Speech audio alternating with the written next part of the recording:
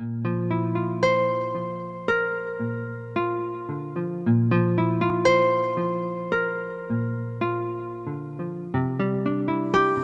bien, buen día. Señora, el tribunal le pide que preste atención. En esta oportunidad se va a realizar un juicio respecto a usted por una conducta que la Fiscalía la está acusando como un delito. Preste atención a lo que va a escuchar de parte de la Fiscalía y después podrá contestar preguntas, si así lo desea. ¿Me entendió? Sí. Señor fiscal. Muchas gracias, señor presidente. En carácter de representante del Ministerio Público Fiscal, le voy a anunciar el hecho que se le atribuye, que es aquel ocurrido en la escuela número 3, cita en la calle Olazaga 434 de esta ciudad, el día 3 de septiembre de 2016, en la sala de profesores en horas de la tarde, aprovechando su calidad de alumna en el turno noche de dicha institución y en momentos en que el profesor se encontraba solo en la mencionada aula, usted ingresó, cerró la puerta y le clavó una navaja a la altura del cuello, a pocos centímetros de la arteria carótida. Esto fue advertido instantes después por la directora, que entró en ese momento y vio, al entrar, que usted tenía una navaja en la mano y al profesor cubierto de sangre en el piso. Llamó de inmediato a la policía y al SAME. Cuando llegó la policía, relató así los hechos, que fueron calificados como homicidio en grado de tentativa, toda vez que la maniobra en cuestión tuvo entidad para provocar la muerte del damnificado. Estos son los hechos que se le atribuyen. Muy bien, señora, escuchó los hechos que la Fiscalía la acusa.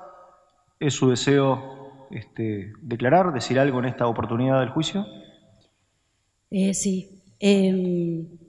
Yo quisiera poder contar cómo fueron las cosas porque hasta ahora nadie me escuchó de verdad. Yo tengo 36 años, tengo 3 chicos, no terminé el secundario porque tuve que salir a trabajar y hace 3 años me anoté en la escuela que estaba cerca del bar donde yo trabajo, porque la verdad que me daba vergüenza no poder ayudar a mis hijos con la tarea. Perdón.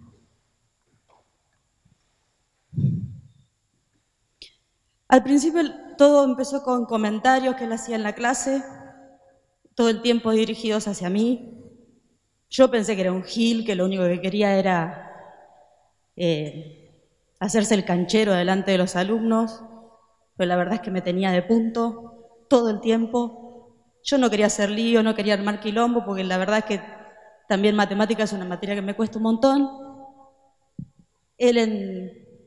Cada vez que me lo encontraba en los pasillos me agarraba de la cintura o me arrinconaba contra la pared y yo estaba todo el tiempo tratando de zafar sin decir nada para no generar un lío. Mis compañeros me cargaban todo el tiempo con eso porque me decían que él estaba caliente conmigo y que yo ya tenía la oportunidad de aprobar la materia si quería, porque aparte ya era una mina grande y que era un milagro que un tipo se fijara en mí. Bien, ¿va a contestar preguntas del fiscal? Señor fiscal, ¿alguna pregunta? Sí, le hago una pregunta. ¿Esto lo dice acá por primera vez o ya lo dijo antes en la escuela? No, en ese momento no hablé con la directora, no, porque, bueno, yo le dije, tengo 3 chicos y me voy corriendo a casa, del trabajo a mi casa, de la escuela a mi casa, no. Lo que pasa es que después pasó lo de la parada. Yo estaba esperando el 53, ahí cerca de la cancha de Boca, que es una zona un poco jodida, y siento que se me acerca un hombre por atrás, como muy cerca, y yo la verdad es que pensé que me iba a robar, y saqué una navaja y me di vuelta y me di cuenta que era él, que se reía porque me había asustado. Entonces empezó a decirme que por qué no íbamos al bar de un amigo de él, que quedaba cerca de la parada, que yo era una mujer, que no era como las pendejitas que iban a la escuela.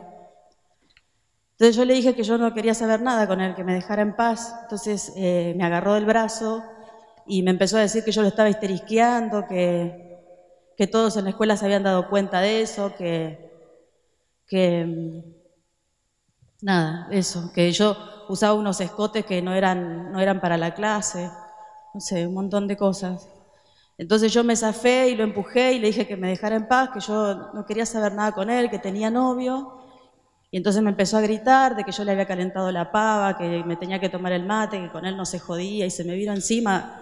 Es un tipo con mucha fuerza.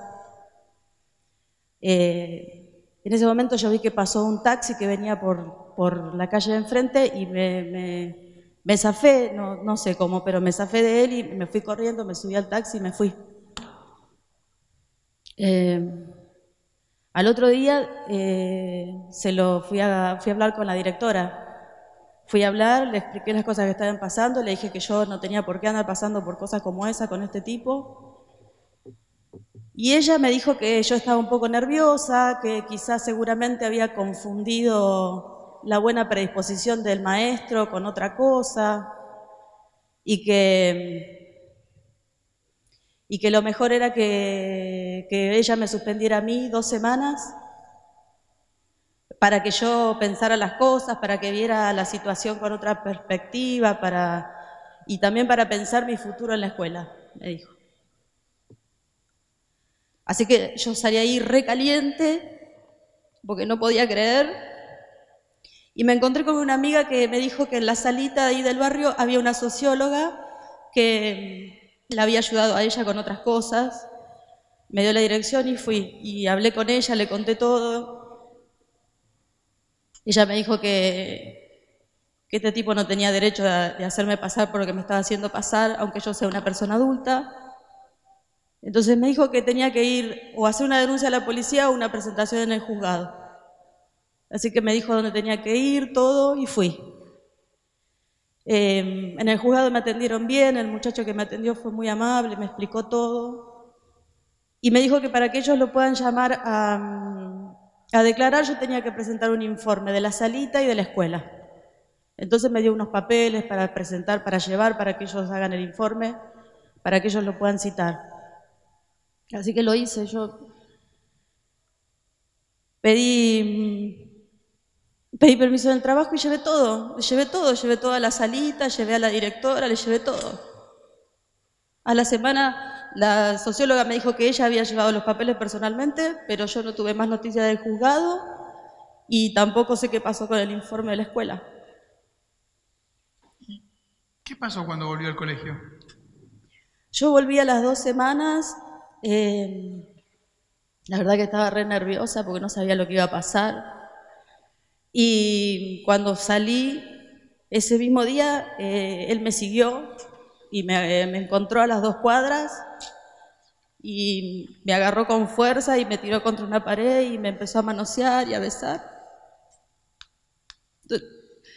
No le importó que estuviéramos en la calle porque igual era tarde, no pasaba mucha gente, pero a él no le importó nada. Bueno, y pasó un hombre, por suerte, y él me soltó y se fue. Y yo corrí al lado del hombre y después me fui. La directora nunca me llamó, me ignoró por completo. A fin de año, casi llegando a fin de año, estábamos en una clase de anatomía que el profesor estaba tomando lección y él interrumpió la clase para decir que tenía que hablar conmigo. Y yo le dije que no, que hablábamos después de la clase y bueno, y él empezó a insistir y a meterse y yo, la verdad que por no arruinarle la presentación a mi compañero, salí.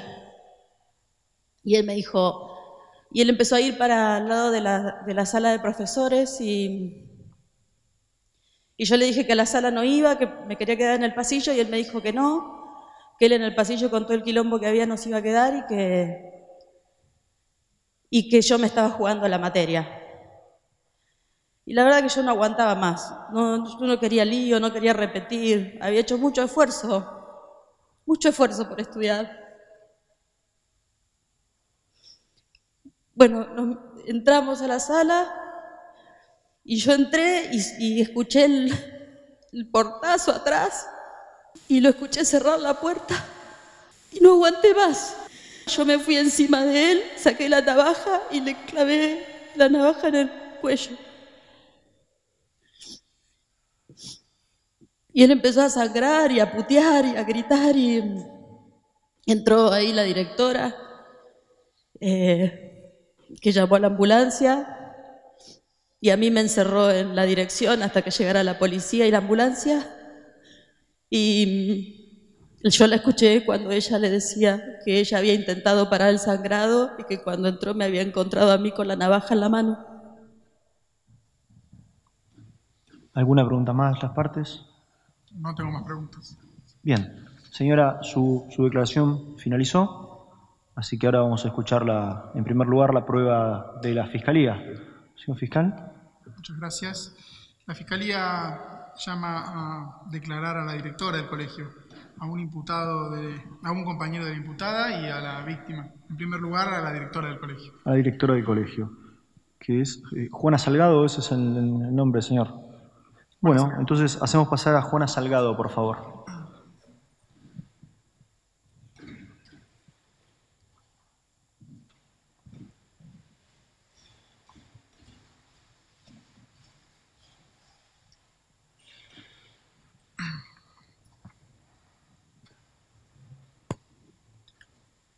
Buen día, señora. Buenos días. Usted fue citada por parte de la Fiscalía a declarar como testigo. Ya le hicieron saber las obligaciones del testigo, de decir la verdad y las responsabilidades en caso de que mienta. Sí, bien. Entiendo. Entonces, ¿jura, promete decir la verdad? Prometo. Bien. Señor fiscal. Muchas gracias. Señora Salgado, en primer lugar le voy a pedir que nos cuente cómo era la imputada como alumna. La alumna era irrespetuosa, protestaba por todo. Como estudiante dejaba mucho que desear. Faltaba con frecuencia, contestaba, no era sumisa, se vestía incorrectamente. Usted me entiende, provocativa. El docente, en cambio, excelente. Enseñaba a los estudiantes cosas útiles, prácticas para la vida, que en una nocturna se aprecian mucho. Ahora nos puede contar los hechos acontecidos el 3 de septiembre de 2016. Sí, claro. Fue terrible. Escuché los gritos, entré a la sala de profesores, encontré ahí al profesor tirado en el piso, ensangrentado, y a la chica con la navaja en la mano. Dado los antecedentes de ella, me pareció evidente la cuestión. ¿Y la alumna denunció al maestro? Ya le dije, ella protestaba por todo, se quejaba de todo, acusaba a todo el mundo, a los docentes. No me acuerdo si por este en particular. No tengo más preguntas. Bien, señor defensor, si no hay ninguna pregunta de las partes.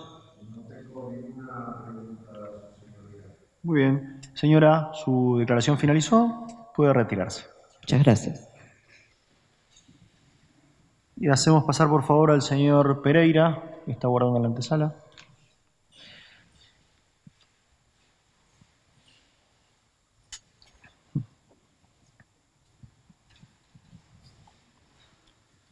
Señor Pereira, buen día. Usted fue citado como testigo. Ya le informaron las obligaciones de decir la verdad y las responsabilidades en el caso de que mienta. ¿Jura o promete decir la verdad? Juro. Muy bien, señor fiscal. Muchas gracias. Señor Pereira, recuerde que está bajo juramento.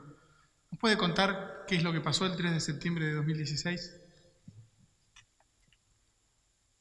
Ese día estaba dando una lección. Tenía que levantar una nota si no me llevaba la materia a diciembre. De repente entró alguien, no sé quién era. Sí me acuerdo que me trabé. Y ella salió corriendo del aula, chocándose con los bancos. Me puse tan nervioso que tuve que volver a empezar. ¿Alguna pregunta más, señor fiscal? No tengo más preguntas. ¿La defensa tiene preguntas? Le acercamos el micrófono al defensor, por favor. Por favor. Le quería preguntar si usted cree que la acusada se llevó por delante los bancos cuando una persona vino a buscarla porque se alteró. Esa es mi pregunta. Señor. Como dije recién, no sé a quién había venido. No sé si ella estaba nerviosa. Yo estaba preocupado por mi elección. Y cuando ella salió y se chocó con los bancos, me puso nervioso a mí y tuve que volver a empezar. No sé en realidad bien qué fue lo que sucedió. Muy bien. Si no hay más preguntas de las partes, señor, su declaración finalizó, se puede retirar. Y hacemos pasar al señor Fernando Solís.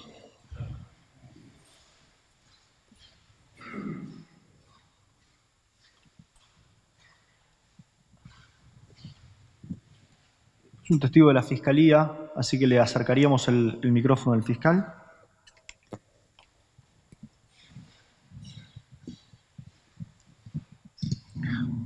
Señor Solís, usted fue citado a declarar como testigo, tiene la obligación de decir la verdad, ya le explicaron las responsabilidades o las penas para el delito de falso testimonio.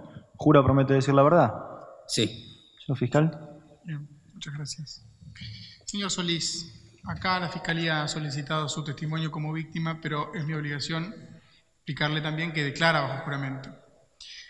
Hecha esta aclaración, le pido que nos cuente qué es lo que pasó el 3 de septiembre de 2016. ¿Cómo no, señor? Yo estaba en la sala de profesores, estaba corrigiendo unas notas, cuando de repente veo ingresar a la alumna,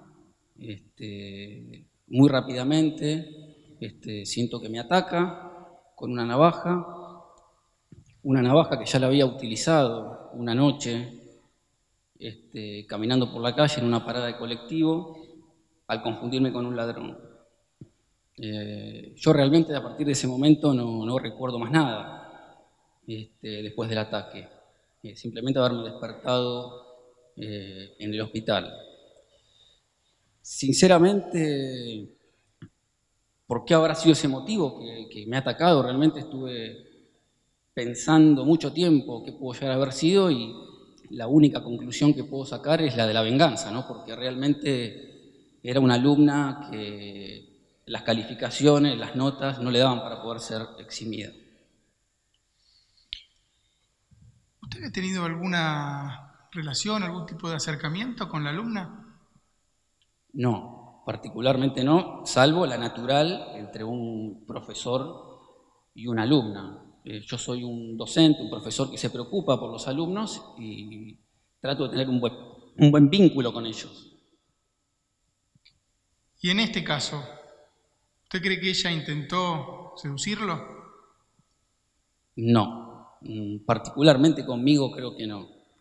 Sí querría destacar que realmente es una alumna que la vestimenta que lleva es un tanto impropia y el lenguaje utilizado en el medio de la institución también yo lo considero un tanto impropio.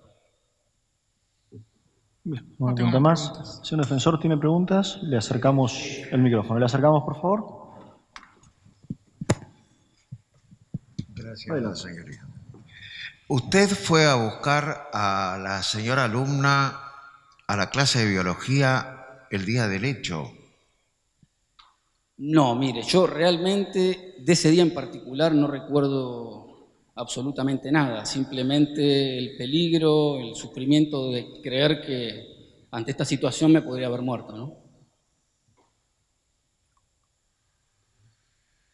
Muy bien. No hay más preguntas, señor. Su declaración finalizó. Se puede retirar.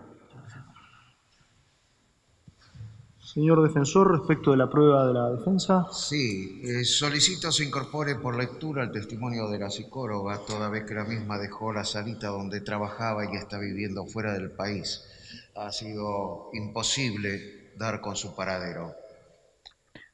Muy bien. ¿Hay alguna oposición de la Fiscalía?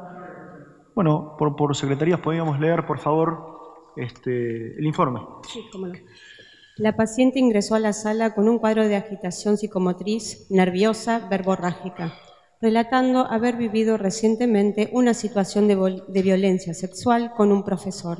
Según sus dichos, la habría intentado acosar. Durante el relato manifiesta angustia, tensión y sintomatología compatible con un hecho traumático. Muy bien.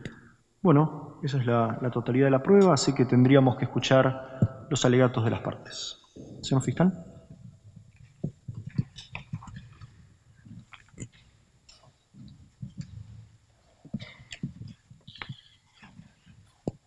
Muchas gracias. A modo de conclusión de este debate, voy a formular acusación en orden a los hechos por los que se ha iniciado este juicio. En tanto ha quedado acreditado que la imputada utilizó una fuerza y un método desmesurado para producir en la víctima la herida que tuvo entidad suficiente para resultar mortal, siendo evidente que al tomar la navaja que traía guardada y que llevaba habitualmente incluso al colegio, esto según su propio relato, y que sacó con la intención de agredir a la víctima. Desde una perspectiva objetiva está claro que la herida producida tenía entidad para resultar mortal, en tanto fue realizada en forma certera, con precisión, con fuerza, lo que ya desde el inicio permite descartar cualquier intento de defensa o de justificación en su comportamiento. A propósito de lo dicho en su descargo en este debate. También desde una perspectiva subjetiva se puede hablar de un dolo homicida, en tanto esta agresión fue provocada y fue guiada por una finalidad no de defensa, como refirió aquí, sino por un ánimo de venganza ante la evidencia de que no iba a poder aprobar la materia y descargando su frustración en la persona del profesor. Esta fue la verdadera motivación y no la excusa que acá nos quiso hacer creer en este debate y que tenía que ver con un supuesto acoso que venía sufriendo de parte del profesor. Mientras que está demostrado y que se ha demostrado acá las dificultades que tenía para aprobar la materia, y sobre esto han hablado el profesor, ha hablado su compañero, hasta incluso ella misma habló sobre sus dificultades. En cambio, nadie dio crédito a su versión de acoso, en tanto el profesor fue motivo de elogio, incluso por parte de la directora. Esta supuesta defensa, aún dándole crédito, y más allá de que las pruebas no alcanzan para sostener que realmente existió, tampoco de haber existido hubiera justificado su comportamiento. Y esto lo digo por cuanto la inminencia del peligro no era tal, sino que frente a una persona desarmada y en un lugar con mucha gente, como puede ser un colegio, quizás el hecho de exhibir el arma hubiera alcanzado para neutralizar cualquier tipo de agresión que, insisto, ni siquiera tuvo comienzo, según la imputación y según las propias palabras del imputado en su descargo. De esta manera, entiendo que está probado desde el objetivo, la entidad que tuvo la lesión para provocar la muerte, y desde lo subjetivo, el dolo homicida que guió el comportamiento de la imputada, y por eso voy a solicitar al señor presidente que condene a la imputada por el delito de tentativa de homicidio. Esto. Muy bien. Señor defensor, tiene la palabra.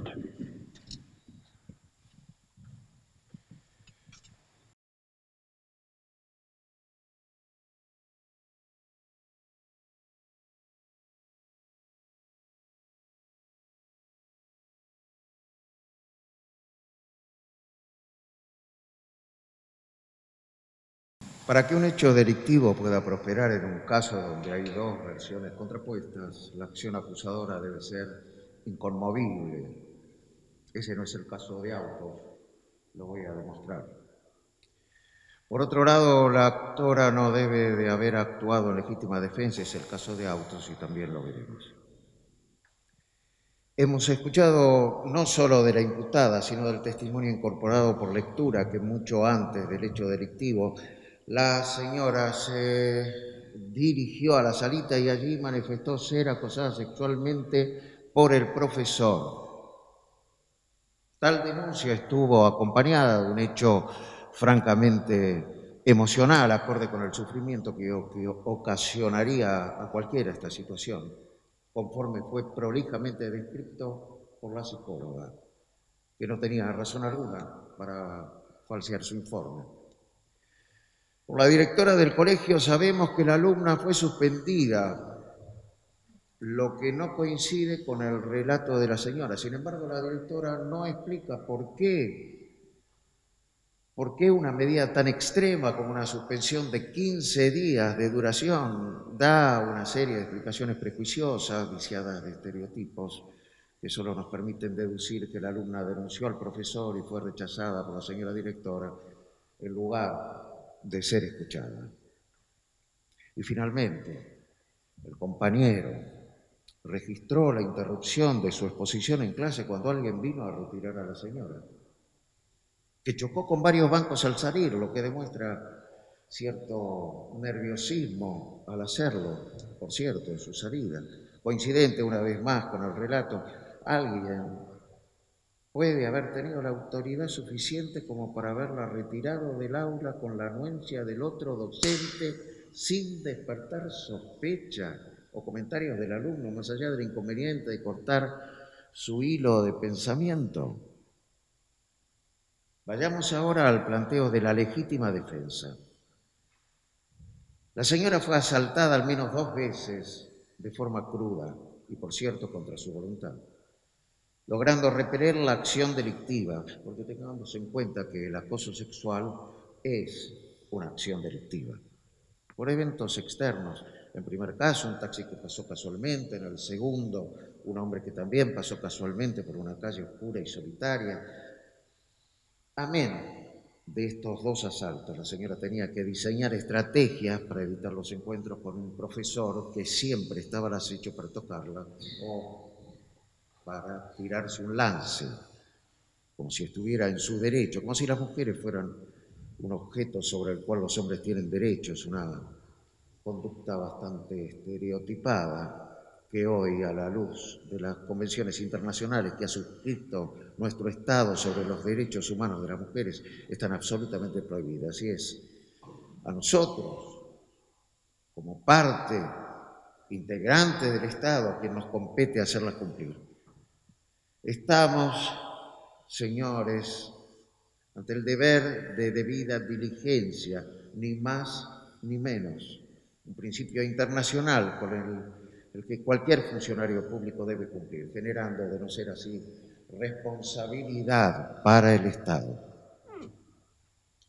Pero veamos el caso que nos ocupa. La directora desoyó a la alumna cuando fue a denunciar al profesor.